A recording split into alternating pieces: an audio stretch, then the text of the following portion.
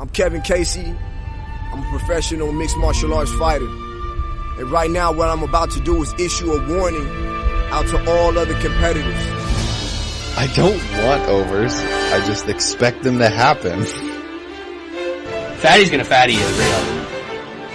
He is terrible! We gotta know how many wieners are going down these dudes' throats. I'm gonna go quick because I don't give a fuck about anything that's gonna happen on Saturday. Oh, boys! We're back with the MMA Analysis Podcast. Joined by the usual suspects. I gotta start up north. I heard it was a national holiday, a national day of reckoning. New Sean, how were the riots? Hey, there were no riots. It was peaceful. I mean, there was a couple of gunshots. Are you sure it was people peaceful? getting shot? Nobody died. And I mean, considering there was there's 3 million people there. Worst shootout country of the world. Bound to You're happen. a Canadian. I think this is like if you think gun violence is peaceful, I mean, New Sean, I don't think you belong there anymore. Well, Come down south. Move Join to us. the States, man. What do you do? Toronto's a pretty damn big city. There is some gangster shit that goes on around them, and when you have 3 million people or so attending a parade, it's there's bound to be some disagreements that might result in some gunshots. But for the most part, I mean, other than 2 people got shot, I mean, it's not that bad. You're actually right though. For that many people, man, and we would have multiple shootings and fights, and I mean, it'd be insane.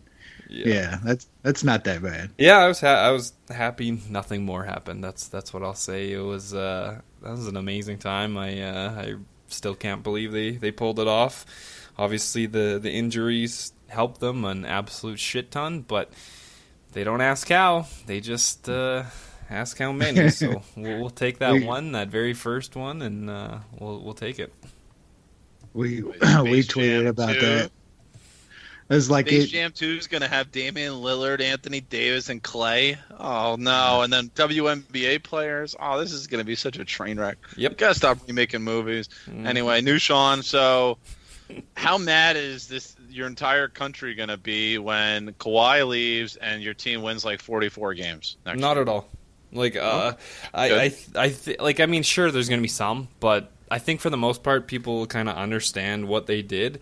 And it worked. What they were going for worked. We knew there was probably a very small chance that he was going to re-sign. We were getting him for this one run, and we got it. I mean, if the end goal is to win a championship in the NBA, which is very hard to do, especially with super teams, you can't be mad about it. I mean, you can't take away that thing, and if he goes, he goes. I don't think he is. I mean, I think he's going to stay. I don't think so. Yeah, I think he might. He bought a house up there and shit just very recently. I thought that was kiboshed. Somebody asked it might be. It could be. It is what it is. Like I said, we got the championship. If he leaves, he leaves. And we'll have a shit ton of cap space and some really good young guys that went through that. That playoff run, and we'll see what we can do with it from there. If not, then he stays, and we'll be another very, very good team next year. I said it a couple of weeks ago on this show that it was worth every bit of it just making the finals for what you gave up for Kawhi. Just to make the finals, that's what they wanted to do, was get out of the East. Everything else was gravy. They got a damn title out of it. Yeah, I mean, I said on Twitter, it probably was a sweep with Golden State's full team, but who gives a shit? You play with who was on the fucking court, and they played with who was on the court, man, and they won it. And I saw it, I believe just read it on Twitter. There's been 10 guys, a few current, LeBron and Steph and I want to say somebody else, but there's been 10 guys that's been to the past 40 NBA finals. 10 guys. you could have all been in the past 40 finals. So you win in this league very rarely and with superstars, and it was all worth it for Kawhi, especially that you got a title out of it. Hell yeah, it was worth it. He could walk tomorrow, never fucking fly back to Toronto again in his life. It was worth it, every bit of it. Yes, sir. Well, okay. Well, that's good to know. I'm glad that Canada is going to survive no matter what happens. So you tell me. Now Wes? go Maple Leafs or Fuck no. Yeah, that's a good question. I don't know either. Wes, I don't know what else is going on in Kentucky. I know you're already prepping for your fellow statesman. July 4th, a big day in the Colvin household. I know that for non-traditional reasons. Yeah. Big day. Just over watching a little Copa America, Argentina losing again to Paraguay. Some shitty international soccer going on, and hell, just a quick mention to the absolute douchebag on Twitter that should probably be jailed for saying you got some kind of gambling problem if you bet on the hot dog eating contest. Like, you're un-American if you don't bet. Hell, you probably shouldn't even be from North America, period, if you ain't betting on the fucking especially our boy Joey Chestnut, who's just an American hero. Like, still, that it's fun times. And hell, what was it, a couple years ago, Jay, after his divorce and all that, and they thought he was done, and that one dude, the dipshit that wears the mask, they thought he was was gonna come in and beat fucking, and Joey fucking boom broke his own record. We got some low ass number, literally made fucking $400 or $500 off the hot dog eating contest. So we'll be back again this 4th of July. It's a great time. It certainly is. It's a tradition like no other. Yeah. Yeah. MMA. So we had. I guess we'll start off. So earlier this week was the first episode, if we'll call it that, of the season 3 of the Contender Series, and I'll get guys. Is this the worst episode they've done of this show? Probably. In terms of like the talent that you saw and ability and the fights themselves, I mean, it was really bad, wasn't it? Well, there was a pretty good fight, and then like there was a KO, but I mean, come on, it was like a leg kick and dude, fat boy turtled up. I mean, that was a great fight for me. I literally hit a plus 675 on the first fight of Contender Series this season, so that wasn't too bad. But yeah, I mean, even if I guess we'd have to look back at all of them. Maybe there was a worse one. I can't remember. I don't think there was. No. And but even if it wasn't, it just didn't seem to have my interest, man. You know, like they usually do. So yeah, that chick fight was fucking really bad. You want to talk about bad fucking MMA? That chick fight was bad MMA. Come on, and then West, they always bring it. There's a reason why it's called mma. I mean, if it was, you know, chick against air, I mean, they're the best fighters on the planet, but you're not fighting the fucking air. And then I guess the air guitar championships, all right. Yeah. And then afterwards, man, just the whole shit with Dana and not giving old boy a contract. And I don't even really, that ain't what bugged me. What bugged me is him like, I'm not giving him a contract because he shot a double leg with 10 seconds left, and I need killers here. And if you want to, and then gives a contract to some fat tub of shit because they need some heavyweights. You know what I'm saying? Like, come on, man. It's just that guy. Why did nobody ask Dana? Okay, if he didn't shoot the takedown with 10 seconds left, where are you going to sign him? Yes, he said, yeah. He pretty much said, yeah. That right there stopped him from giving a contract. That's stupidity. You're literally not going to take the guy's UFC caliber. He's a good fighter. He fought a guy that was good. I bet him. I thought he was going to win the fight. I thought it was a really close fight, and he won that fight pretty handedly, man. Put on a good show, and because he shoots it, dude, you're in the middle of a fist fight. You know what I'm saying? Like, I just that's a really bad look, man, in my opinion. And I I usually don't get too worked up about that type of shit in fighting, but that's a bad look because I like that show, man, and now it's kind of taken. I saw a couple of people was like, man, fuck that, I'm not even watching that shit no more. You know what I'm saying? We'll see what happens next week. Yeah. I mean, I get it. It's fucking wokeness on Twitter. I'm not gonna watch Greg Hardy either, and then I tune in for Greg Hardy. But yeah, man, just that's just a bad look, man. Like, should that show be about you literally going there? Like, why not just fucking put on a fucking glory show? Put it in the back of a fucking a fairgrounds. You know what I'm saying? Wrap their hands and let them dip the fucking wraps in glass, and let's just have a fucking brawl. If that's what I mean, that's pretty much what he's saying. Like, I want y'all to sit in there and just fucking throw down until one of y'all fall down. Just bleed, like, bro. Yeah, what the fuck is that? It's just a bad look from a guy that's supposedly running the biggest MMA organization in the world. Yeah, we knew that they wanted finishes. There's nothing wrong with wanting finishes or wanting exciting fights. And I mean, that's kind of been the trend for the past 2 seasons. They give contracts to guys that are really, really good and put on good fights or finish guys. Talent was good too, though, right? Like I think the talent's been a lot better than what they put on. But when Dana comes right out and says, "No, you were fighting good, you're talented, you're UFC caliber, but you shot a takedown with 10 seconds. I just can't have that." Like, that's just fucking brutal. So Dana once again showing himself to be a douchebag. So nothing. Probably the worst. I'll be candid with you guys. I don't think I would have taken none of those guys. Well, I mean, what happened is he's done it a good way though too. Like, he's gonna have that guy fight up a weight class, short notice on some overseas card. How many times has he done that already with these contender guys that he hasn't given contracts to? He's saving those. I'm telling you, that's a body.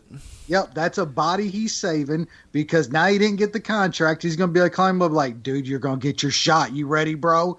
And of course that kid's going to say, fuck yeah, Dana, you're giving me another chance. I'm going to show you, dude. I'll fight up 2 weight classes on 2 weeks notice in fucking Bulgaria. You know what I'm saying? Like, that's what's going to happen. And that's why I think that whole situation's fucked. Yep.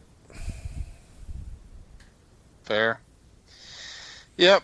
I think, is there any reason to talk about the Bellator card? I say no, but I mean, I'll Rory let you guys... at minus 125 was a fucking joke, and I should have hit it more. I only took it for 1 unit, but whatever. I wish I had to. Like, thinking back about it, I know it was Holloway 2.0 with his concussions. They're talking like you're absolutely right, dude. That being said, if I get a decent number on Lima, I'm definitely going to be taking it. I'm hammering it. If Lima is anywhere under like minus 140, 150, I'm hammering it. Yep. It's going to be a massive, massive bet, dude. Yep. He's gonna fuck Rory up bad, dude. Fortunately, I think we're gonna have to wait until the end of the year, possibly next year, for that to happen. Also, the Gooch is possibly the best 135er on the planet. Yep. That guy is so legit. Got rid of that guy. Yep. Too bad you ain't got no good challengers and superstars at 135. You know. 125 or 135? Don't matter. Either. Don't matter. Getting rid of the 125 division, starting with them not re-signing him was kind of the avalanche that kind of ran through that flyweight division. He's beat Darian Caldwell twice at 135. That's legit to me. Or Caldwell's not as good as we thought. I think he's really good, man. I think Caldwell's good. He's a very good wrestler. He's just his lay and pray is. Horiguchi's good, man. That dude deserves some respect. Yep. Respect is authority. We didn't have a show last week, so let's talk a little bit about UFC 238, which was really good on paper. Had its moments, but then other moments were kind of blah, but we'll get through it. First fight. Caitlin Mookagian wasn't so Mookie. Mookagian was not too bad. She got a win over Calderwood. I think this was the right decision, but it wasn't I mean, it wasn't a blowout by any stretch. Really entertaining fight. Eddie Wineland fought this, I guess, like Eastern Russian kickboxer, Grigory Popov, and it was just like a striking affair. And Popov probably lost about 2 years of his life after this bout. And perhaps arguably the worst bout in the UFC this year, Darren Stewart and Bevan Lewis. This fight was terrible in every sense of the word. Bevan Lewis, who came into the UFC as a pretty good prospect, now is afraid to even punch his own shadow. And Darren Stewart collected a win, and Jan took out Angela Hill by decision. I know some were a little disgruntled with this decision. I don't agree, but Wes, I'll start with you. Thoughts on the early prelims? Yeah, who gives a shit about Mook again? That's another man. Women's MMA is just Eddie Wineland at -120, -125 was insanity. Like, yeah, that was. It was a pretty fun fight. I know it was kind of a beating, but Popov. That dude probably lost a couple years, and then man, I like Bevan Lewis. Not anymore. I'm off that shit as fast as I was on it because that dude ain't got it. He might knock some guys out. I mean, he probably will. He'll probably knock a guy out here or there, but you can't trust that dude whatsoever. He needs like what do they call those? Like a psychology coach, sports psychologist. Mm-hmm. Yeah, I mean, something. I don't necessarily totally agree in all that, but if somebody needs it, it's this guy. He's like Uriah Hall to like a 10th degree. You know what I'm saying? Like he ain't got it, man. And then honestly, I thought I might have been on Hill as far as that decision, but man, I can't even remember. That's women's MMA, dude. Like I barely remember that fight now. So yeah, it's Newshon. Anything on this, or should we move on to the? I'll pass. That's fine. Let's move on to a better portion of the card. Yep. Calvin Cutter and Ricardo Lamas, and Cutter looked awesome in this bout. He landed this nice combination, let's call it that, and Ricardo Lamas was toasted at the end of the first round. Alexa Grasso faced the shell of Karolina Kowalkiewicz. Did Kowalkiewicz finally... No, she didn't retire, but she realizes that she's not an elite fighter anymore and just wants to be in fun fights. Respect to that. MMA analysis consensus bet winner. Whoosh. Aljamain Sterling on the card. Really, very little problems with Pedro Munoz. A little dicey in the second round, I guess, just because Munoz, poured on some volume. But Sterling really held his own. Hurt Munoz a few different times in this bout. Really solid win. And then finally, there looks like there's a chink in the armor with Tatiana Suarez. It may not be as we shouldn't crown her the queen just yet, Wes, I think. We'll start there. We'll start off your homegirl. Are you offended by my words about her? No, I mean, it's understandable at that performance, but I'm pretty sure she has a pretty bad neck injury and is talking maybe having to get some more surgery. So I'll give her a little bit of a pass. Ansaroff isn't bad either. Ansaroff is actually proven to have gotten better. She's gotten better. Yeah, she's improved. Good defensively. Yeah, and I mean, you're training at one of the best gyms on the planet with arguably the greatest female fighter of all time. You're gonna have to get better, and I think she has. Even saying that, Suarez has to continue to improve. I mean, she's still like very young in this game, man. She's had 8 fights. Like we get caught up so much now and crowning people. I still wouldn't. I still probably wouldn't pick her in that title fight. But I think she'll get there, man. she'll be really good. That wrestling's that's not gonna go away, man. That shit is so good. If she can learn just a little bit how to work on the mat and stuff, just throwing some punches, something.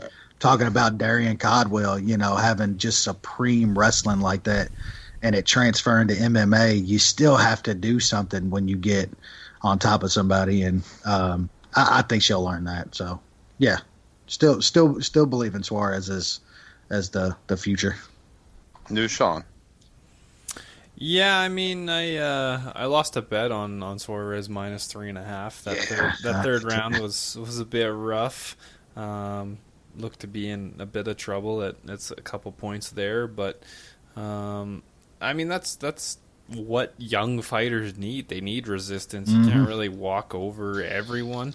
And Ansaroff is what? She's probably ranked like third in the division. That's no. Yeah, she is in that division.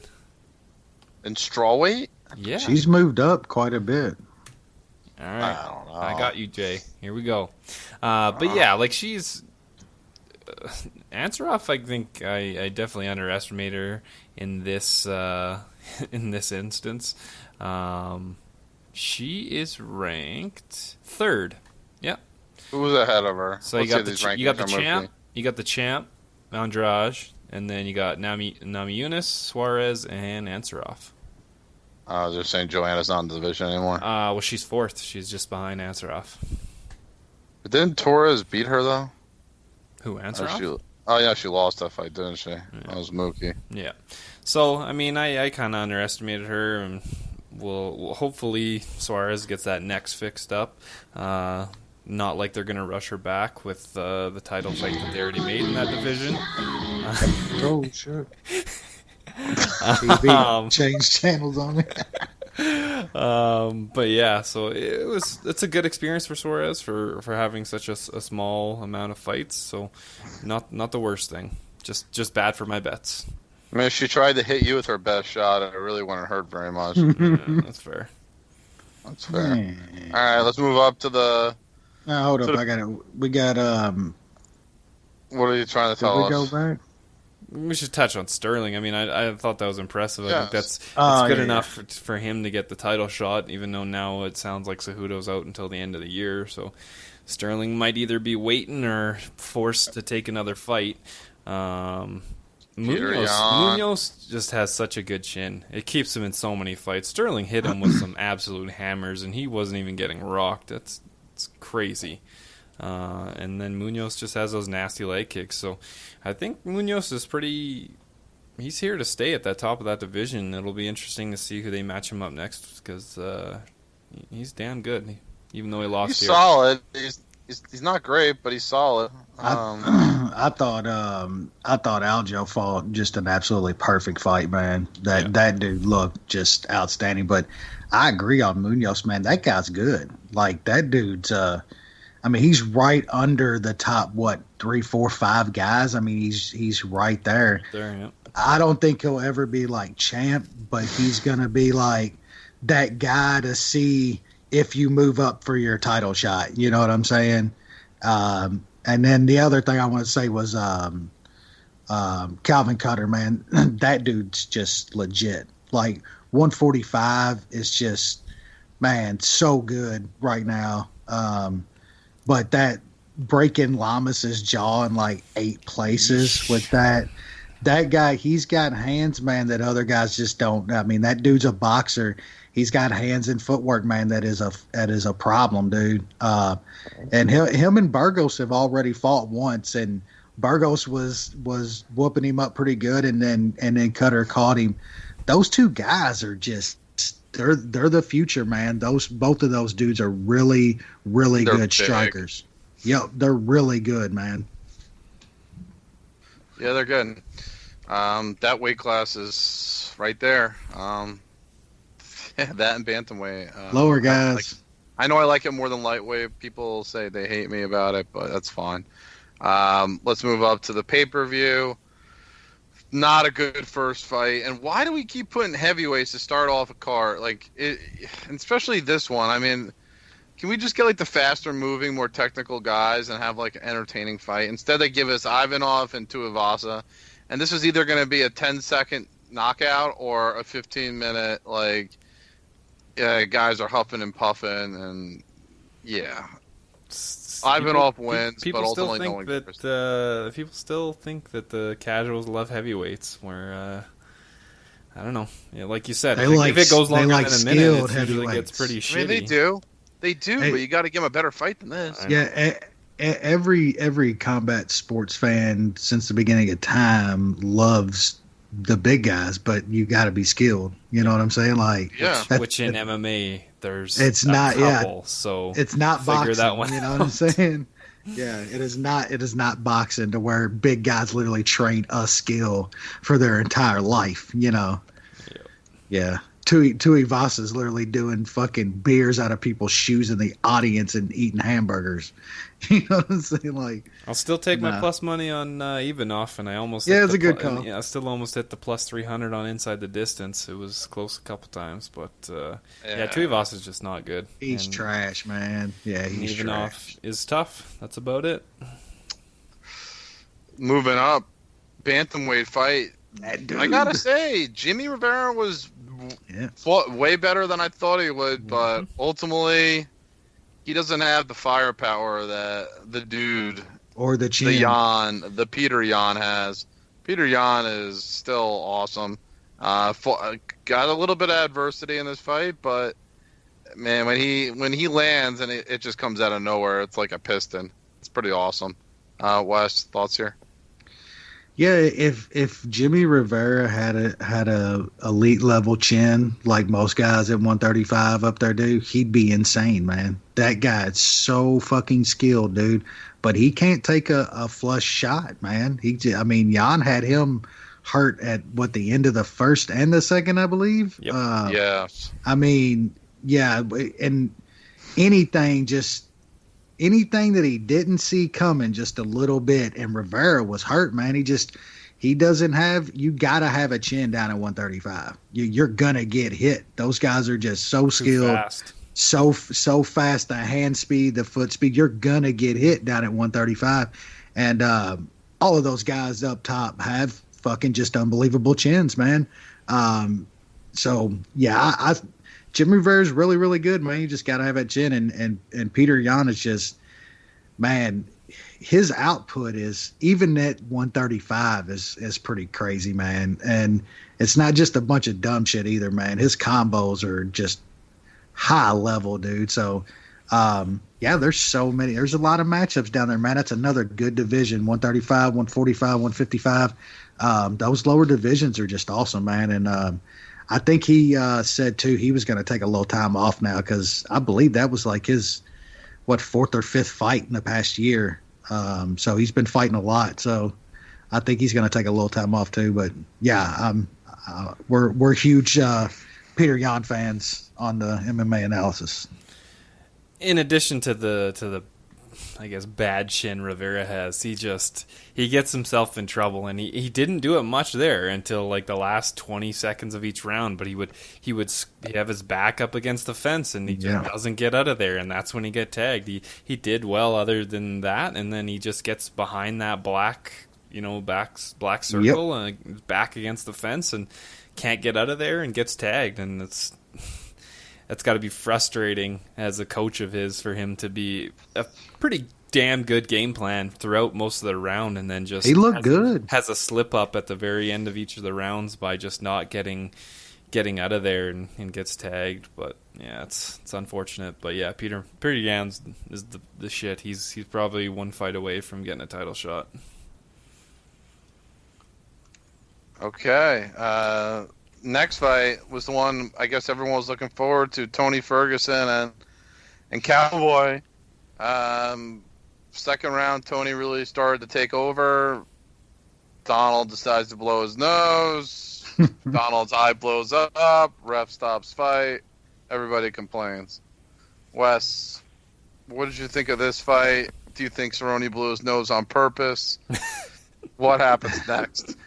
I mean, for just one thing, those are two badass motherfuckers, man. Yep. Like those are legit two of my favorite fighters that's ever been in this sport. I love both of those dudes, man.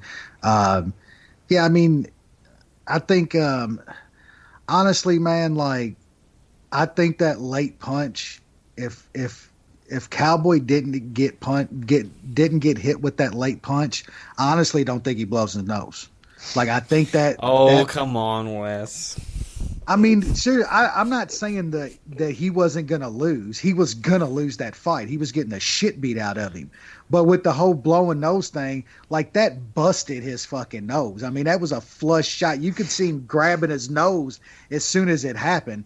I think he blew his nose, and his nose was just completely smashed because of that late punch. But he was on his way to getting his ass whooped. I would have probably stopped the fight in the corner regardless of that nose. And then, yeah, I mean, once he blew it, regardless if that was what caused it or not, I mean, he knows he can't do that. Regardless, I'm not saying.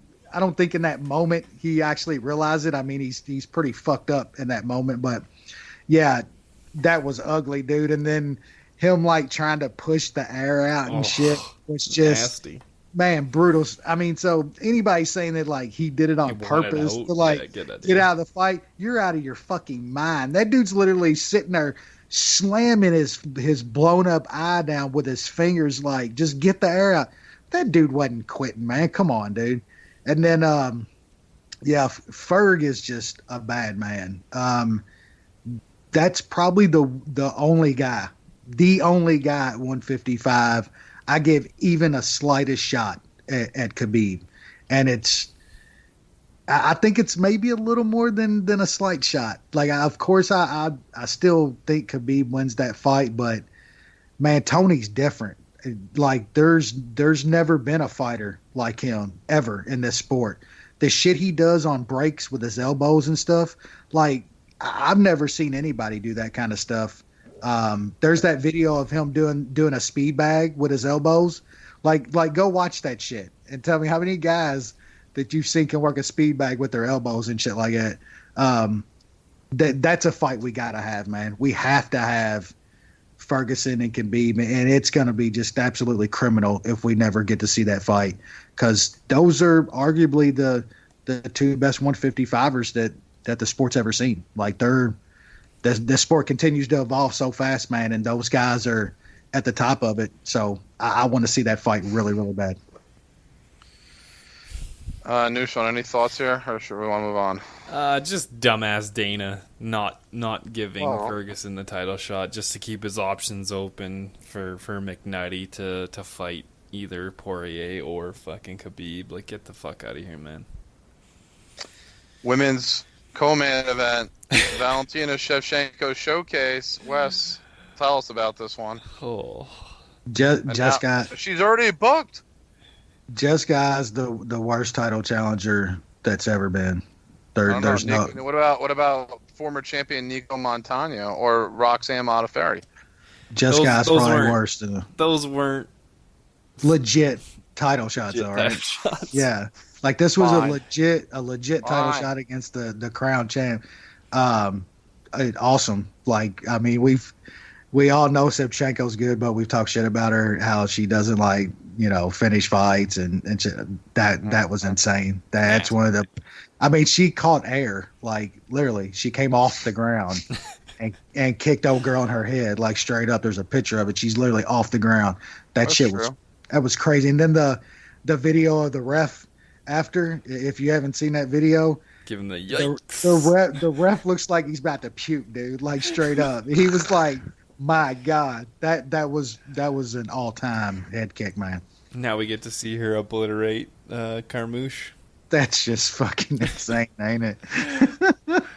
People hated frickin' DJ for having shitty challengers. Well, now you have the women's flyweight division doing the same thing, so that'll be fun. DJ actually beat everybody that he fought. Yeah. I mean, so was Valentina, but we can't rip on Valentina here. It's not her fault that. No, it's just she's gonna be 10-1 favorites against everyone. Yeah, unless Andrade moves up, or yeah, or else she moves up to fight. Yeah. Yeah. And her wrestling's gotten better too, so that was kind of a weakness at one point, but it's not as much anymore, I don't think. Main event. This one came to us by surprise. Marlon goes down to Henry, and now, of course, Henry's hurt and is out for another year. Wes, tell us what happened here and why Marlon lost. Yeah, I mean, I got this one wrong, man. I was on the Moraes train for a long time. I said it on here over and over, and I got this one wrong. I mean, I've read a lot of stuff, man. I've thought about this fight. I mean, I thought he won the first easily, like just easily. I mean, the skill gap was apparent. Like, I think we know who the better guy is. If you don't, I mean, gas tanks are a part of it, though. So that's true. And game plans. Yeah. Also true. I don't. I mean, I try to think about it. I can't remember Moraes gassing that bad, and it ain't like that he was in some high paced fight. I know he throws everything with power, but he's always done that. It wasn't like that first round was some crazy high pace. I mean, they threw quite a few strikes, but it wasn't something that I thought he was just going to hit an absolute wall in the second. And he did, man. And I mean, Cejudo took advantage. I mean, props to him. That was a big win for Cejudo, man. That was a real tough guy. Just, man, I think Moraes might be carrying too much muscle, man. Like, it's got to be something. Like, I know our boy Dudas was going through a 72 tweet thread about why Moraes his gassing and this and that, and it was also Cejudo and this and that. Like, dude, come on, man. He did gas. That dude hit a wall for some reason. I mean, straight up, like, that was just he walked off a cliff into that second round. But he's got to be carrying too much muscle. Dude's like gotten like chiseled. Like, he's always been muscular, but that dude looks like he's on the fucking the Brazilian fucking yams, man. Like, he is he's jacked up now, and there's some reason why he hit a wall, man. I don't know. I can't think it's the moment, the title shot and stuff. That dude's been in big fights in front of big crowds and stuff, but still, props to Cejudo, man. God, the corniest motherfucker walking the planet with 2 belts now. I mean, it's fucking unbearable, dude. Like, that dude's already running his mouth. DJ still beat that ass motherfucker twice. So, man, I want to see Moraes. I don't know, man.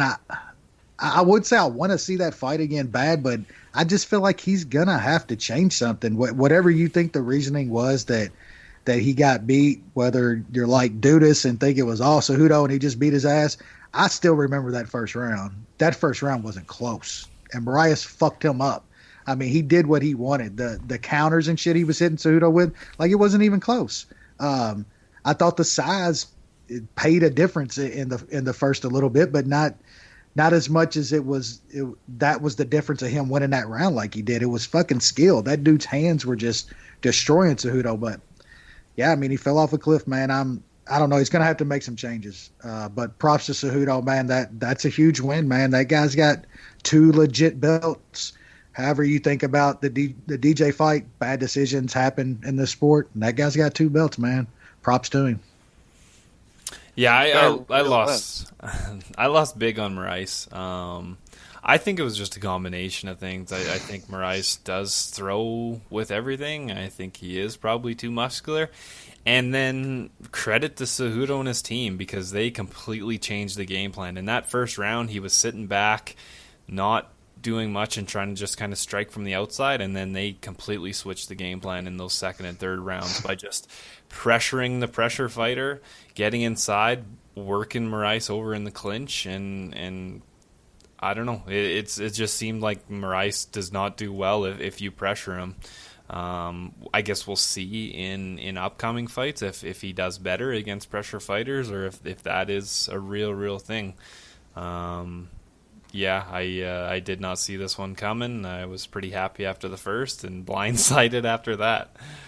He hurt Cejudo in that second or third round too. Like, it wasn't like he still wasn't landing and shit and getting off. Yeah, he was still firing back, and he's a dangerous guy pretty much at all times. It's just Cejudo switched up the game plan, and it it fucking worked. So sucks that Cejudo's out until probably the end of the year or whatever, because now he's holding up 2 divisions kind of. But yeah, I guess I'm interested to see Moraes' next fight, whether he changes some things up and how he reacts to whatever his opponent throws at him. I say one thing though, going forward, Aljo is a problem for Henry Cejudo. That dude is a problem for him. Yeah, we'll see if Cejudo even fights him. Fucking starts dodging guys already. He wants money fights. There's not money fights in fucking at bantamweight. 135. Like, yeah, nobody gives a shit. It's reality, and like it's all on ESPN now, ESPN Plus, so that shit don't matter anyway. So how about you just fight the number 1 contender, not guys that haven't fought in how many years and who haven't won in 4 years? Get the fuck out of here. I read that's the problem with Conor now, is that deal that they made with ESPN carrying the pay-per-views, and there's really no there's no incentive for there's getting no pay-per-view buys. Yeah, there's no extra How is there money. no incentive? Oh, why? Because UFC gets the money no matter. They get a fixed amount. They get a flat rate. Yeah, So they got a flat rate for the pay-per-view, so they get like $10 million a pay-per-view or something. Yep. And they're not going to give out points and shit to Conor anymore. That was his fucking big ticket. That's why Conor ain't been fighting. Straight up. Like, I read that shit. There's got to be more to it than that. I got to be honest. No, they came money. out with it and they said they're getting a flat rate for pay-per-views per year. And they're getting whatever, $50 million or whatever it is. And Conor's not fighting because of the money that they're not offering him. And I'm sure they're going to come up with a way to give Conor a little more money, but he's not going to get pay-per-view points anymore. And that's fucking his money. Well, you get a bigger upfront contract or something. I don't know. I'm sure there's something more to it than that. It's never going to be what he was getting with pay-per-view points. I mean, there's no way they can pay him that now. There's just no way. They're getting flat rates on shit. Even if Conor sold fucking 500,000, 700,000 pay-per-views, it's just they're not going to get that now. It's interesting times. Yep, they changed it up. That changed everything up. It's different now. That's why Henry Cejudo saying, I want big money and big fights. Like, shut up, dude. Yeah. You're an idiot. Fucking Cruz and Dillashaw, or Cruz and Garbrandt. Get the fuck out of here. Wes, are you watching any of this Argentina game with the Paraguay? The ref has completely lost the plot. There's going to be a riot down there. Yep. They're going to start. This is classic. I feel like nobody riots on the field like South American soccer players. Oh, it's dude, unbelievable. They shoot people. They will kill you, dude. Yeah. Uh-huh. Them motherfuckers will set that entire place on fire. Wes, that's got to be on your bucket list one day if you ever make it down to Argentina. Go to a couple league games down in Argentina. I went to one. It's a trip, the River man. Plate game. In the river. Yeah. That shit's supposed to be just fucking wild when they play. Who is it? River Plate and Boca Juniors. That's the rivalry. Yeah, Boca Juniors. Yeah, dude, that shit's supposed to be like fucking insane, dude. It might be the best rivalry in the world. Yep, that's what they say. It's probably the best rivalry in soccer. It's crazy. Anyway, let's talk about this week's card. They're heading to South Carolina the first time. Is this an ode to Zion? I mean, is this what they're doing here? Hey, it's Zion week, baby. It's Zion week. The first fight, it's this fight card. It's not top heavy, but there's like almost all the fighters are like at least have fought in the UFC before, so it's not just like it's better than an international fight card. Let's leave it at that. There we go. All right, so we're starting off with Andre Ewell versus another Anderson, the Dos Santos. They just mashing names together in Brazil. Who Any knows what they're doing opinion on down this there? one, Wes? What'd you say now? Any opinion on this first fight, Andre Ewell and Anderson Dos Santos? It's probably a hard one to call, but I think Ewell kind of lived a little off that beating the ghost of Burrell, and he got trucked pretty bad last time out. And Dos Santos actually stayed in there pretty good with Nad. Man, I thought he gave Nad a pretty good fight. So I lean Dos Santos here, man, but it's hard to bet either of these guys. All right, Newshon.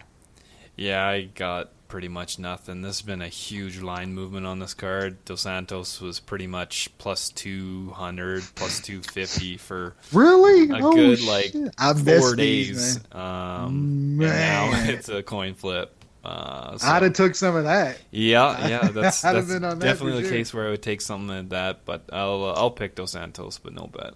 Damn, I can't believe it. I got Ewell, D plus, Dos Santos a D. Ewell's just a little more refined. Fighting in the U.S., I think that could certainly play an advantage. It's a closely lined fight. I lean towards Ewell, but I got to be honest, this is one of the more difficult fights to call on the card. Combination of inactivity and just I don't think we really know ultimately what we're getting from these guys or what their ceilings are. So buyer beware here. Looking forward to this fight. Pretty big debut, one of the bigger debuts in the UFC this year so far. We got Darren Wynn, highly hyped, taking on, should we call him prospect killer? But he hasn't really been a killer because the guy he beat is fighting for a title. The bear, the human teddy bear, Eric Spicely. Wes, tell us about this one. Yeah, man, look, I do think Darian Wynn is pretty good, dude. But it's crazy we call 30-year-old dudes prospects in MMA. Well, Daniel Cormier was, let's be fair. Yeah, absolutely. No doubt about that. Man, I tell you what, I'm not sold on Darian Wynn yet. He's going to have to show me. I can't trust too much in 5'5" middleweight, man. I know this guy's fought up at 205 pounds and shit. I know he's like a tank, man, but man, at fucking 5'5", you're going to get into some problems eventually in this weight class. I'm probably not going to be Spicely, but I mean, would you be shocked if Eric Spicely just caught another motherfucker here that maybe let him get around to the second round or something like that?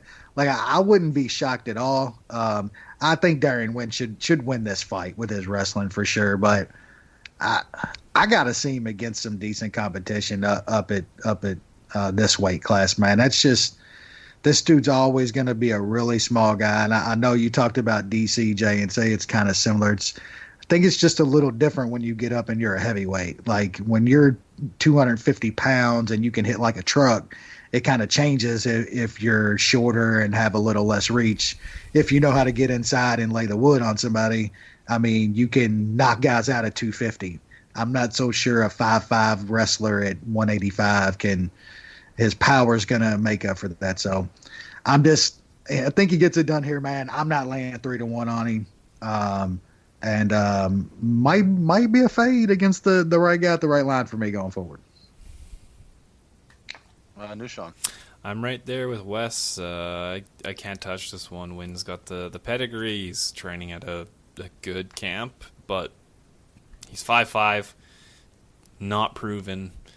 And Spicely's looked okay since getting released. He's got a couple, He's actually knocked some guys out. Yeah, he's got a couple knockouts. He's getting released, and we know how his sub game is. So I can't lay 3-1, and Spicely's not really a guy that I want to have money on either against a pretty elite athlete. So I'll pick Wynn to get a decision, but I will pass on the bet.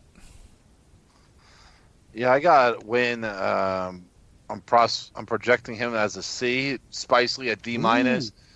Thing with Spicely is that he's capable like once every few fights of like a miraculous thing, and the rest of the fight he's absolutely one of like the 5 worst middleweights on the roster. Darren Wynn, I think, is a pretty good prospect to a very good prospect. Extremely good wrestling. I know he's small, but I expect him to control this fight, push Spicely against the cage. I don't think he's gonna try to take him down. I don't think he needs to.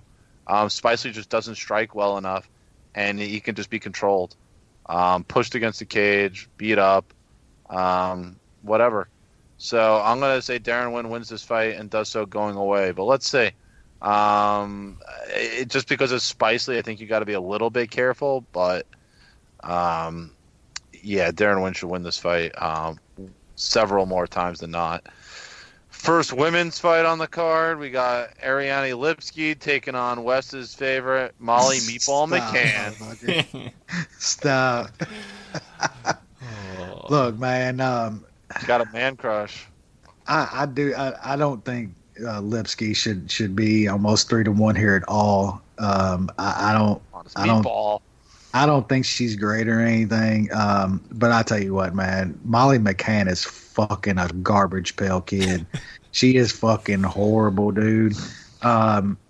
They gave her that win last time. Like, this is what we saw in Contender Series last night. Like, if you want a chick that's literally gonna go full fucking air beater, this is your chick, man. I think she kind of got some shine off of a shitty win and her eye getting just absolutely mangled in a win. It kind of kept her on social media and shit for a few weeks.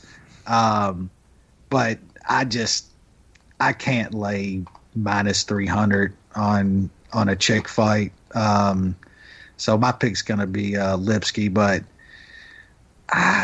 it's hard not to fade McCann, man. I think she's absolute trash, but yeah, no bet for me. Lipski. Sean will probably give you something that you can put some money on, though. Yeah, I'm sure he will. New Sean. Goes decisions in a parlay. I got it at minus 265. I'm pretty sure it's even cheaper now. Just double checking. Is this even gambling at this point? I mean, this is just a planned strategy. These chicks are terrible, and yep, they're who can finish who? Yeah, like I like every once in a while these chicks will get a finish, and if they don't, then it's going to be a terrible ass decision. But I'll take those odds. I put it in a parlay. I got minus 265, and it's way cheaper now. It's minus 175. So what? I might be adding to that. Yeah, I'm going to be in on some of that. Yep. Lipski should win, but that's a crazy number for a chick that's not great. That's correct. I got Lipski C-, McCann D-.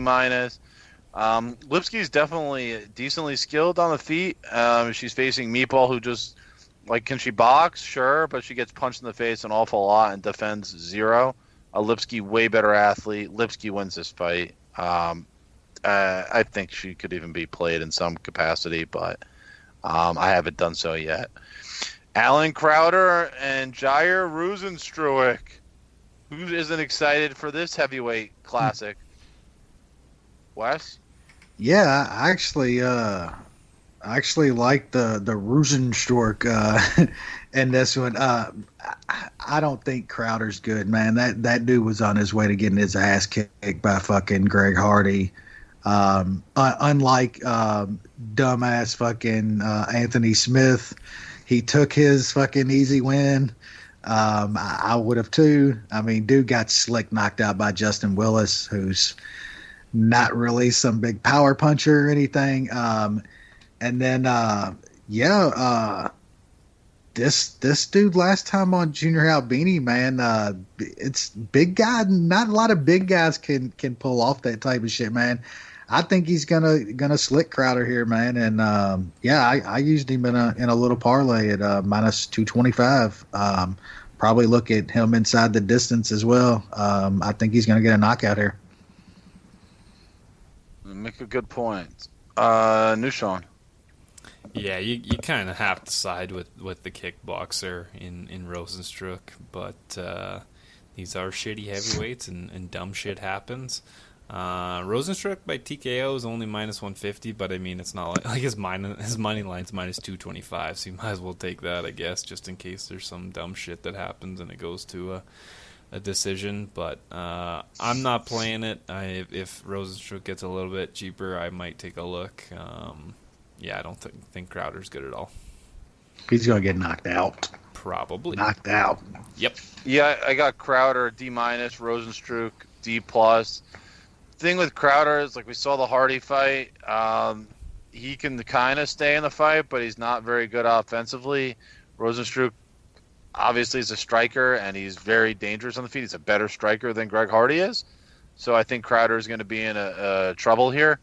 And we saw how Rozenstruik's last fight against Albini went. Like, it was kind of a weird fight, but ultimately Rozenstruik has pretty high level offensive ability, and that's the difference. Over 15 minutes, you should be able to find the winner here. Not a bet for me, but this is a fight he should win. This might be a first in the UFC. We're seeing a human, Luis Pena, facing a ghost of Matt Wyman. Wes, you want to tell me how this fight got booked? Because I didn't know that we're going to see Luis Pena fighting a ghost. Like, how are we even going to watch this? Like, he's just going to be in the cage just, like, shadow boxing. Seriously, like, where the fuck did they pull Matt Weidman out of? Like, Out of Casper, man. Seriously, where the fuck has this dude been? Like, it's been like almost 5 years since this dude has fought. What's he been doing? I have no fucking idea, man. It's weird. Like, he wouldn't even give an interview to Ariel to like kind of update on why he's coming back, where he was. He's just coming to fight, I guess. See, those ain't red flags. Those are red fucking sirens, man. You know what I'm saying? Like, where the fuck has this guy been? What's he? Yeah, I like Pena here. I've liked Pena since Tough, man. That was a tough loss against Trezano, but I thought he got a pretty decent win last time out against a tough guy and Peterson. And, man, seriously, if he can't beat, like Jay said, the ghost of Matt Wyman, I'll be off the train. But I like him here, man. I got him around minus 330 in that parlay with Rosenstruck, and also a little bit on inside the distance at plus 165. Yeah, he's got to finish Matt Wyman here, right? I mean, holy shit. If he don't, I think he gets a pretty wide decision here, man. I don't know how you could even have a pick on Matt Wyman at this point, even if you're not betting Pena. Seriously, this is one of the weirdest fucking fight bookings that I can remember. This is just out there, straight up. It's definitely out there. New Sean. Yeah, I'm a little less confident in Pena than Wes. It's just tough to know what Matt Wyman's been doing, what kind of shape he's in. I don't know what to do with this fight, so I'll stay away. I still don't know what Pena is at this point. He does show some flashes of some really, really good stuff, but I'll just kind of sit back and watch. But definitely pick Pena for just an all-around, active fighter. They're feeding a prospect that I think they like, fucking Matt Wyman, who hasn't fought in 5 years, like straight up. Yeah, this is bizarre. I got Pena at D+, and I don't know what to rank the Ghost. I do not know. I don't know how you grade a Ghost. It's hard. You can't see him because he's a ghost, and there's no way to grade. So he won't talk to you. I know the Twitter nerds would be on Pena here for they play this angle. Oh God, dude!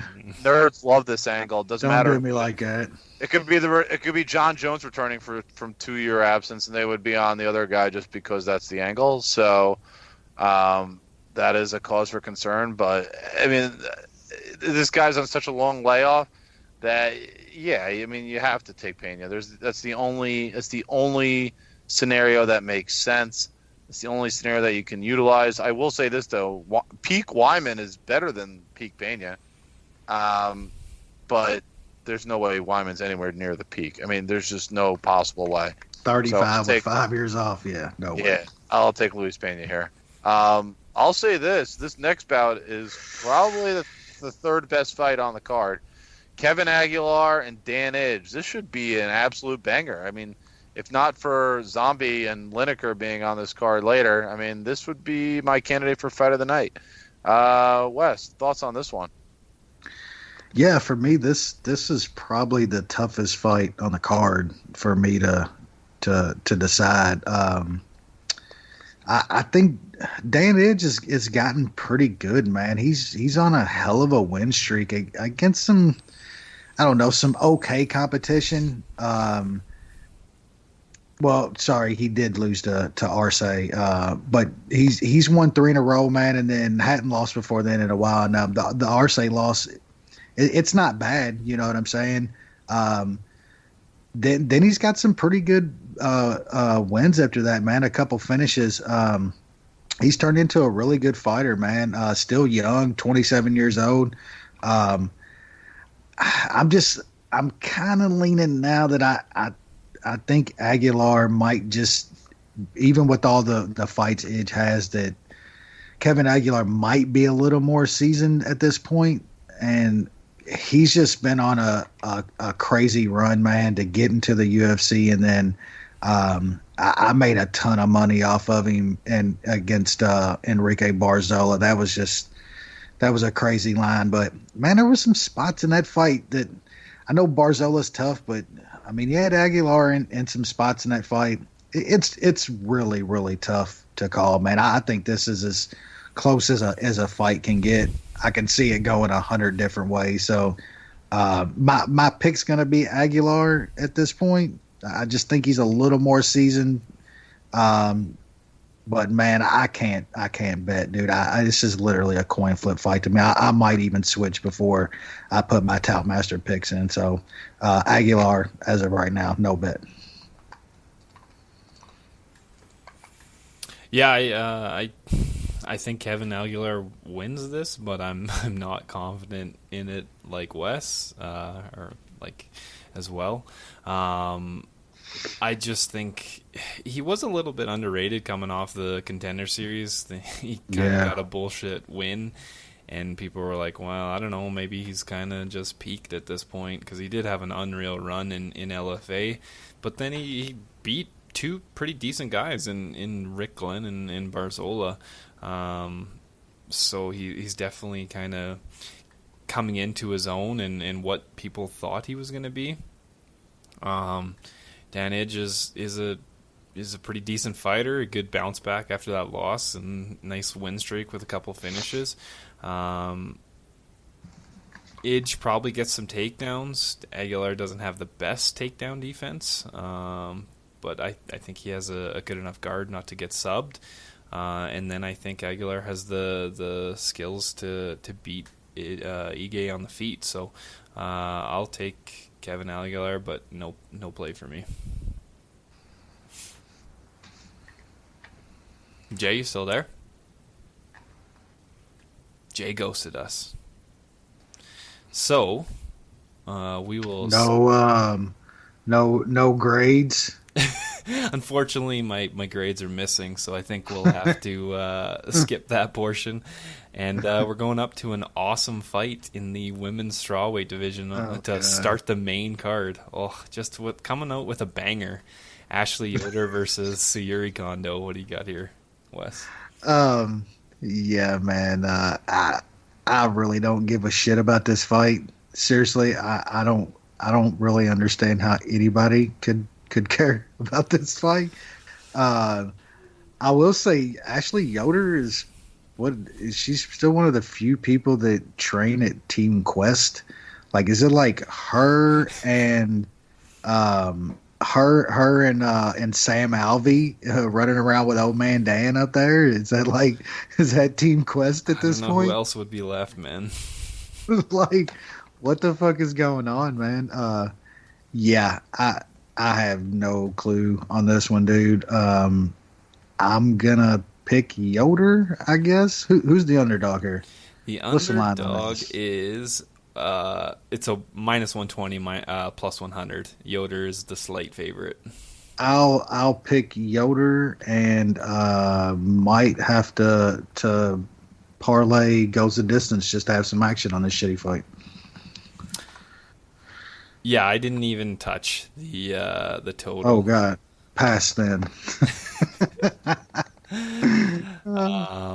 Yeah, and Kondo is the one that's going to be flying over to South Carolina, so I'll pick Yoder, but yeah, not touching it.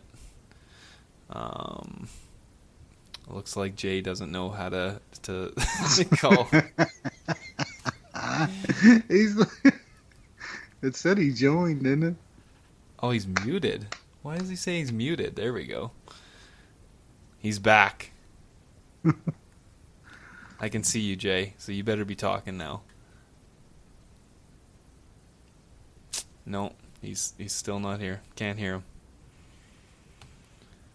No, too bad. So what do we got next? We got a middleweight fight shit. between Kevin Holland and Alessio Di Chirico. Yeah, this should be a pretty fun fight. I think Holland actually, was he on? Did he fight on Tuesday night? Yeah, he's a Contender Series guy. Yeah, he came off too. Yeah, all right. Yeah, man. I know. He came off and was kind of pretty hyped up. I think they threw him right to the wolves. Right? Yeah.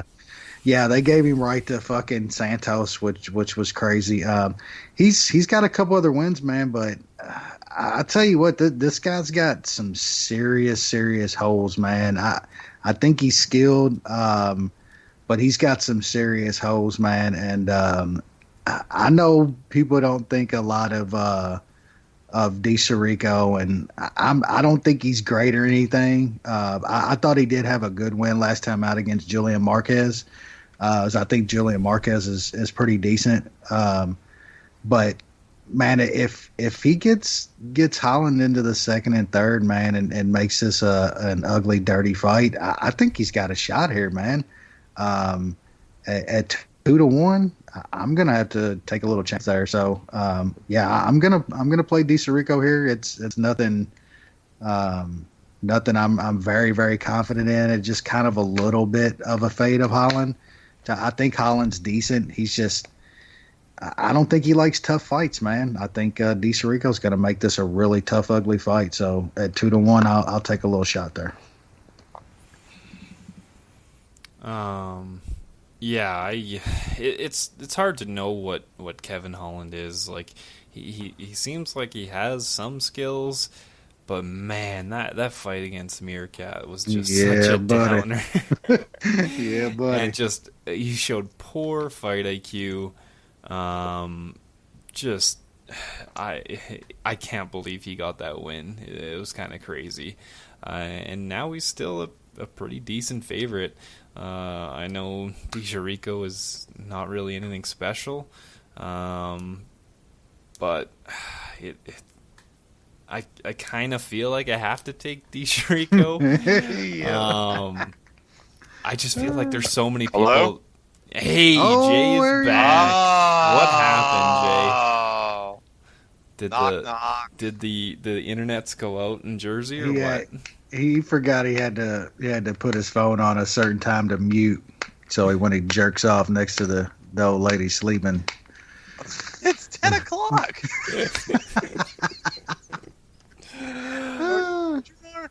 said it's 10 o'clock.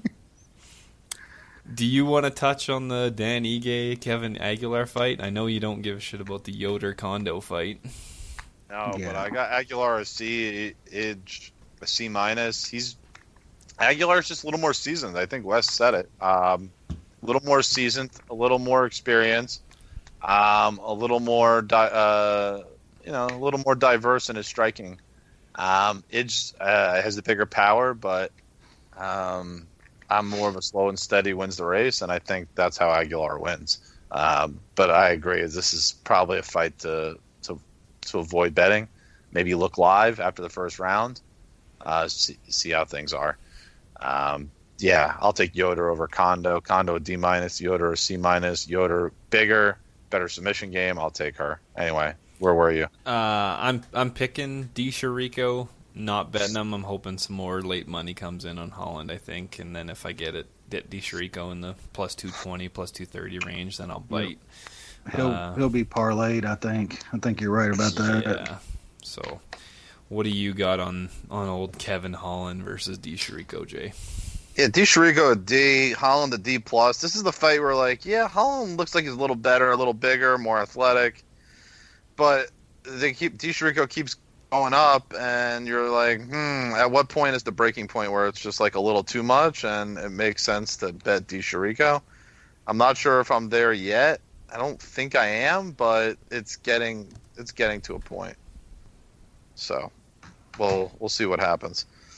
Okay, we got 4 fights left to talk about. We got Montana De La Rosa taking on Andrea KGB Lee. Terrible nickname. Terrible husband. Anyway, Terrible. terrible. Wes, your thoughts? Yeah, I think Lee's getting a little hyped up here. Yep. I do think she's decent. She's a decent fighter. She's a really good striker. But see, I think that becomes a problem in this fight because Montana De La Rosa is pretty fucking good on the mat, man. I think if this fight hits the mat at any point, Andrea Lee's gonna be fighting to survive, and I'm gonna bet on this fight hitting the mat a little bit, and I think if it does, I think De La Rosa's gonna get a sub here. Oh shit! So at plus 175. I'm gonna probably take a little bit of that, and I haven't played it yet, but I'll probably sprinkle on sub as well, and I think that is what is that right now? Subs plus 400, I think. Plus 425. So. I'm gonna take a little shot on De La Rosa in this fight, and I think she can possibly get a sub. That is plus 425. Okay. Nushan. I do not think there's going to be a sub in this fight. I took Go's decision at minus 175, put it in the That's more than likely. The other chick parlay, and that's going to be plus 116. I got it for a unit. I just think the sub defense will be good enough on Lee, and she'll have top position likely if she needs to. So I'm not too worried about the subs, but I think Lee is better on the feet. She did pretty well in her last fight, but obviously that was against Ashley Evans-Smith, which is nothing to hang your hat on. Lee's got obviously a lot of shit going on in her personal life, so I would never touch her, but I'm not a big fan of De La Rosa, so I'm not... At least no abortions. I'm not betting her Valid either. point. But How do we know JoJo didn't have another one before her last fight? It's possible. It's possible. So I'll pick Lee. Yeah, I got both these to see. I think this is a very even fight. I think De La Rosa is like a pretty savvy submission game. Lee, a better striker for sure. But I think this fight is dangerous when it goes to the mat. I would buyer beware on Lee, and if anything, I'll be looking at De La Rosa to play as one of the better dog opportunities on the card. Brian, Bam Bam, Lab Boy, Lab Pup, Barbarina. Not a pup. He's not here. a pup in this bout, though. Taking on New York's Randy Brown. Wes, is there an upset potentially on the cards? I think old Bam Bam's gonna serve up Randy a nice plate of fucking chicken parm here. Hell yeah. Yeah, I think this is just these are always the bad fights for Randy Brown. Anybody that dirties a fight up and makes it tough, Randy Brown just doesn't like that, man. He's not good in those kind of fights. I think Barbarina's going to get a win here, but I like playing Barbarina as a dog and at decent lines. I don't like playing Barbarina as a 3-1 fave. So I'm going to pass on a bet, but I think he gets it done against Randy Brown here. Okay. Nushan. Yeah, you don't really want to lay too much juice with a guy like Barbarina unless he's fighting ghosts like Jake Ellenberger and Joe Proctor. Randy Brown is an okay fighter, but he definitely doesn't do well against a pressure guy and a guy that's going to dirty it up, like Wes said. But that's a pretty big line. I have been high on Randy Brown myself, but I just wouldn't. It is getting up, all right. I would never lay that kind of juice on Barbarina. I do think that Randy Brown should be able to survive. I played Goes to Decision, and I got that at like minus 110. Barbarina's got some finishes lately, but that's kind of been against pretty shot fighters. I think Randy Brown can take it a little more. And if it keeps climbing, I might have to sprinkle on Randy Brown. I think his length should be able to keep Barberena at bay a bit, but likely Barberena gets it dirty and wins a decision. Yeah, I got Barberena C-, Randy Brown D+. Definitely a little dicey for Barberena early, but once Brown can't keep up the pace, Barberena takes over this fight like he typically does, and he's really good at that. He's got a great chin. I mean, he's really difficult to finish. I mean, Barberena had, what's his name?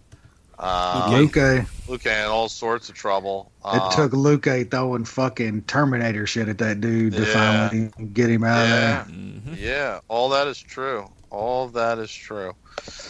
So, I mean, when you think about it that way, it's really hard to see Randy Brown winning. But so I'll take Barberena. But yeah, he's not a guy you like to bet when he's favored this much. He is the pup master. Co-main rematch. Woo. Why are we doing this? I don't know, but nobody will fight Lineker. Yep. Yeah, maybe it'll be better than the first time they fought. Let's hope. Rob Font, John, Hands of Stone, motherfucking Lineker. Wes, talk with us. Man, I mean, half chub. You can just say the name Johnny fucking Lineker, and yeah, it moves, Jerry. Get your blood boiling. I guess. Yeah, it moves. It's understandable. It moves. Yeah. Yeah, I mean, Lineker's just. If you don't like Johnny fucking Lineker, what are you doing with your life, man? I think Font's gotten like a lot better. I mean, the dude's he's turned into a decent fighter. But I think you can, the way they score MMA now with trying to score damage more and big punches, which I agree with. I think Lineker actually won the Sandhagen fight, even though I thought Sandhagen, performed just unbelievably. I thought Lineker landed the bigger, harder stuff than that pity pat stuff that Sandhagen was landing a lot of time. And I think that's kind of going to be how this fight goes, but Font just doesn't have that output that Sandhagen has. There's no way he's going to hit Lineker with as many shots as Sandhagen did that kind of kept it looking like he was having the upper hand. Font's going to try to stay at range and circle, and Lineker's going to walk forward throwing bungalows, and I think he's going to land a few of them. He's going to work that body up, and probably gets a decision here. I don't think he's going to knock Font out. I mean, it's possible, of course, but I think Font stays in there for 3. I think Lineker gets a very easy decision here. So I have Lineker in a couple parlays at I believe I'm around -210 or so, -200, and I think that's just a fantastic line, man. Getting John Lineker at around 2-1 against a guy that's probably outside of the top 10 or so is just insane. I mean, if Lineker's not fighting the top of the division and you're getting -200, I mean, hell yeah, I'll take some of that all day long. Those are all fair points. New Sean. I just don't think the skill gap has changed that much since the last time these guys have fought. I think both guys have gotten better. Lineker has definitely got some. He's kind of figured out how to brawl smarter, I would say. Definitely. Yep. Font has added some tools to his game as well, but Rob Font's still a guy that doesn't like to be pressured, and that's what Lineker does. So he's going to come forward, maybe take a couple, but he's going to roast that body and that head, and I think we're just going to get the same result as we got before, a decision, likely 30-27, maybe a 29-28 if Font is able to stay away a bit more. But I think Lineker's pressure is just going to be way too much. Just don't think there's a big enough skill. The separation is still there between these guys, and just matchup wise, I don't think Font matches up well against Lineker. I think this is one where Font really wants to get that win back, and it's just a bad choice because the way that Lineker fights just is not good against a guy that doesn't like pressure. So I thought that line was crazy. It dropped to like minus 145. I was able to put it in the parlay I had with Peter Yan minus 3.5 last week. So that's plus 142. And then I just laid it straight at minus 150. I got 2/3 of a unit on that. Lineker does not really get finished. Like, Rob Font doesn't really... His sub game is not there. I don't think he can knock out Lineker, so he's really going to have to outstrike Lineker over 3 rounds. And, I mean, it has happened before, but that's only because the elite of elite have done it, and I just don't think Rob Font is there. I just think that pressure is going to be too much. Okay, I got Lineker a B, Font a B minus. Yeah, I mean, we saw this fight already. Not too much has changed since then. Font is going to be a little bit scared of the power, and that's really it. So, I mean, there's no reason to sugarcoat it. Lineker's a better striker, and he'll find a way to get the job done again against Font. Could be a decision, could be a stoppage. I'm going to say a decision. And that's the win. So Lineker, I like Lineker. We all like Lineker. He is half of our parlay bet. That will be our consensus bet of the week. So John Lineker is the first half of that bet. Main event time. We got the Korean Zombie Chan Sung Jung taking on Renato Moicano, which, I've been looking forward to this one. Wes, thoughts? Yes, this a really fun fight. I'm glad to see the Korean Zombie back competing. I guess halfway regularly in MMA again. I know me and Sean got the pleasure of watching that Yair fight last time out. Just an insane fight. I thought Korean Zombie looked just absolutely great in that fight for most of it, and then Yair pulled off one of the bottom of the ninth fucking knockouts of all time. Just insane. Kind of left the entire arena speechless. Just kind of a weird feeling when it happened. Just the entire atmosphere was pretty crazy. Confused. Yeah. I mean, you just 4 minutes and 59 seconds of the 5th round. I mean, that's just, you don't see that every day. But yeah, I thought Korean Zombie looked pretty good in that fight. But I also think that was a little bit because of the competition. I think Yair, now we know, just kind of blown up hype. I mean, he was cut before that fight. For some reason, they brought him back. I believe it was short notice. He took the fight. So they re-signed him for that fight. I think Moicano is a bad matchup here. And I think he's being... People kind of, you lose a fight nowadays, man, and they're either, it's one way or the other. You're total trash, or it was a fluke. I think people's kind of overlooking Moicano now, and I mean, arguably the dude's, really lost to one guy. You know what I'm saying? I mean, he was absolutely tooling Brian Ortega, and Ortega was on that run of getting his ass beat for 2 or 3 rounds by everybody, and then catching him in a sub, and that's what he did to Moicano. I mean, looking back, the Calvin Cutter win just looks great now. And losing to Aldo isn't bad. I think Aldo's still one of the best 145ers out there.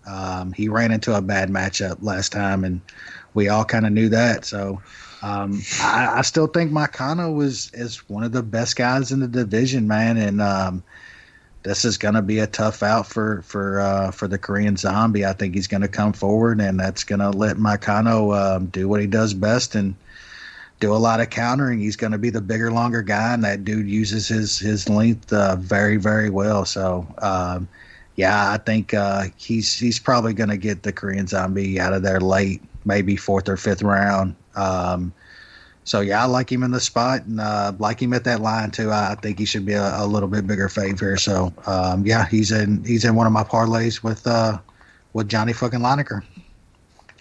All right, Nushan, thoughts on the main event? Yeah, I agree with Wes. I think this is just a bad style matchup. I think Carnero is going to be smart, going to be on his bike early, pumping that jab a lot like he did in the Jeremy Stevens fight. He just can't get sucked into a brawl, and that's going to be what Korean Zombie's going to want him to do, but he's just got to be smart and not do that. I think he's going to do that after what happened in the Aldo fight. Korean Zombie did look good in that last fight, but he did get deaded, and bad too. Yeah, that is not good. I know there was a lot of stuff that came out after that. He was like embarrassed by how that happened and all this stuff. So I don't know if that's going to change his style at all. I just know that that's just not good for his brain and his chin. So I think Moicano will be a better fighter, just pumping that jab, hitting that chin, and just wear down Korean Zombie, and then probably eventually grab a sub in the mid to late rounds. So I took the fight doesn't go to decision at minus 165 for a unit, and I'm liking Moicano. I just got to figure out what I want to put him with, but yeah, so the pick is definitely Moicano. Okay. I have Moicano an A-, Korean Zombie a B. I think this is a bad matchup for the Zombie for a few different reasons. One, Moicano's size. Two, his I guess his posture and his technical ability. He's not a guy who's going to get into like a wild brawl. So that's where Zombie excels, and Moicano is just so much better with the jab, and he has real power, and I think Zombie's in real trouble here. I think he's going to get deadlined in this fight, and Moicano's going to win by knockout. I think that's a really good bet here, is Moicano by knockout. And then Moicano, we all like Moicano. That's the second half of our consensus parlay. John Lineker, Renato Moicano. Nushan, what's the price on that now? Plus 115. All right, plus 115, plus money bet. Looking to make it two events in a row with a consensus winner. After that, we'll call it a streak. That just about does it for this week's show. Saturday we got the event. Are we off the week after? I think we are. No, the Hog is back the following weekend. Oh shit! Yeah, the Minnesota. Oh yeah. Oh, okay. Francis Hogano versus JDS. Hog analysis. How could we forget that? I feel he's gonna catch another body. Yeah. For a couple minutes. Let's hope. Let's hope he continues that win streak and gets back on track. Okay. Wes, you gonna do your post fight this weekend or not? I'm 99.9% sure. So we should be rolling. A good lubed up Sodsman should be ranting after the fights. Should be fun. Hopefully there'll be some good fights to let you rant about. Yeah, I needed to be on there last week, really, but fuck, I was out and shit, and I already had plans. I don't know if I would have been screaming or crying after losing all that money on our dude. But... All right. All right. There we go. Enjoy the fights.